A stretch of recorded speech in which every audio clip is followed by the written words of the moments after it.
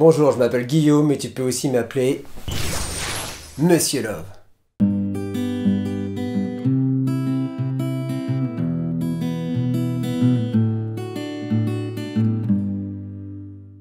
Suite à vos questions, j'ai publié il y a 2 semaines la première partie de ma vidéo sur la féminité. Si tu ne l'as pas vue, regarde-la avant de regarder cette deuxième partie. Aujourd'hui, je vais t'expliquer comment être féminine si tu veux séduire un homme. Inconsciemment, un homme garde en mémoire la douceur de sa maman lorsqu'il était tout petit. Ce sont souvent de très bons souvenirs et c'est une des raisons qui explique pourquoi les hommes sont attirés par les femmes qui sont douces. La douceur, on la retrouve dans le timbre de la voix et aussi dans l'attitude. Délicatesse, gentillesse, tendresse sont des composantes de la douceur. Coucou Thomas, ça va? Qu'est-ce qui est arrivé à ta voix? Je me suis mis à fumer, j'aime bien. Ouais, bah moi j'aime pas. Qu'on soit un homme ou une femme, on a tous une part de fragilité en nous. Souvent, on essaye de la cacher.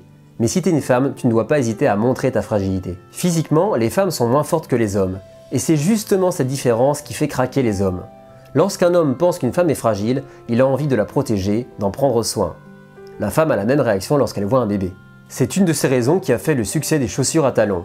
Ça donne une apparence fragile à la femme afin d'attirer les hommes. Coucou Thomas, ça va? Encore aujourd'hui, les garçons sont conditionnés pour ne pas trop montrer leurs émotions, tandis que pour les filles, on les encourage à les montrer. Quand tu exprimes tes émotions, tu gagnes en sensibilité, et donc tu éprouves plus facilement des sentiments de compassion pour les autres. Par exemple, tu vas pleurer en lisant un roman ou en regardant un film. Chloé, qu'est-ce qui se passe? Bah viens. J'ai eu une mauvaise note. Quoi? Tu pleures pour une mauvaise note? N'importe quoi. Plus tu seras différente d'un homme, plus tu seras féminine. Au niveau de ton apparence, tu dois t'habiller en fonction de ta morphologie.